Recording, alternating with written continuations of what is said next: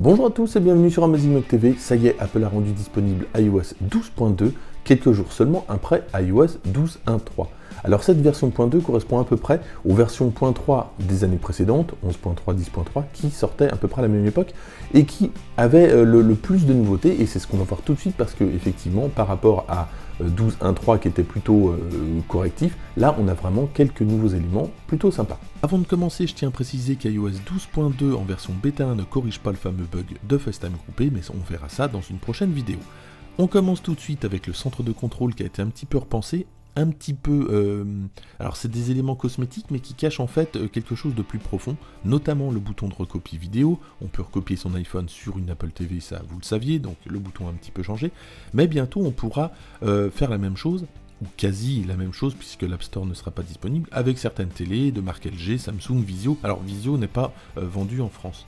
Donc on pourra faire ça, on pourra l'allumer depuis son téléphone, l'éteindre, et on pourra faire de la recopie vidéo. Donc le bouton a changé, mais pour l'instant on ne peut pas faire grand chose d'autre. On reste dans le centre de contrôle et voici ce qu'on a lorsqu'on clique sur l'Apple TV. Le tactile, la taille de l'écran tactile a un petit peu été modifiée et les options ont été aussi réorganisées. Et petite précision, ça ne concerne que le centre de contrôle puisque l'application Apple TV que vous voyez ici, elle n'a pas changé. Deuxième nouveauté, et c'est sans doute ma nouveauté iOS 12.2 préférée, elle concerne Siri.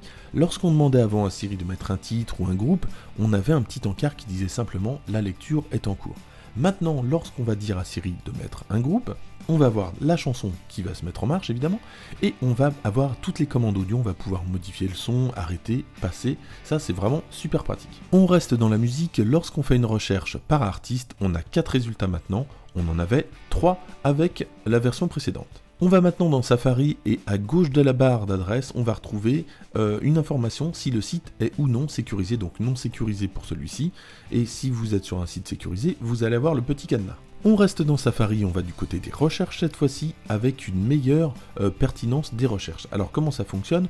On cherche un mot, alors ici je vais chercher Apple, ça va me proposer des mots avec Apple, comme Apple Watch, et je peux cliquer sur Apple Watch, ça va me renvoyer tous les résultats liés à l'Apple Watch. Mais si je clique sur la petite flèche qui se trouve à droite, je vais avoir encore plus de possibilités de choix liés à l'Apple Watch, je vais pouvoir prendre Apple Watch 4, 3, etc. Donc c'est vraiment plus affiné, plus précis.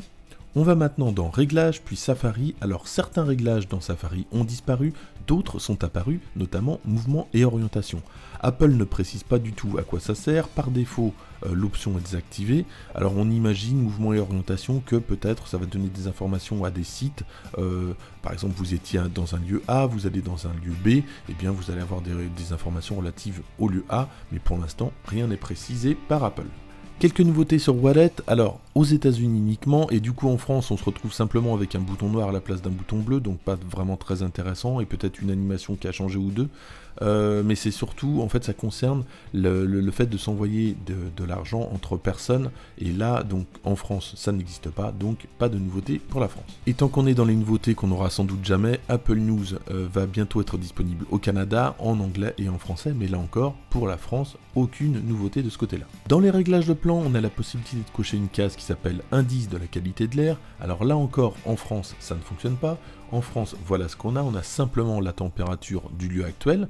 Mais si on va dans d'autres pays, comme les États-Unis, là, on va pouvoir avoir un indice de la qualité de l'air. Et pour cela, il faut zoomer jusqu'à arriver dans une ville. Et en dessous, la température, on a bien la qualité de l'air.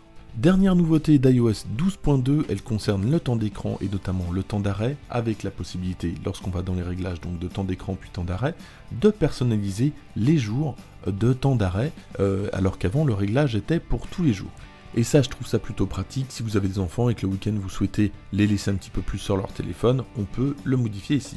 Alors, voilà pour les principales nouveautés. Alors, il y a d'autres nouveautés cosmétiques, comme un encart AirPlay un petit peu plus petit, comme une description dans VoiceOver un petit peu plus grande. Bon, c'est des petites nouveautés, mais rien de transcendant. Et pour terminer, aucune nouveauté du côté du HomePod, puisque la dernière mise à jour date de iOS 12.1.3. Voilà pour ces quelques nouveautés d'iOS 12.2, merci d'avoir suivi cette vidéo, moi je vous dis à très bientôt, n'hésitez pas à vous abonner.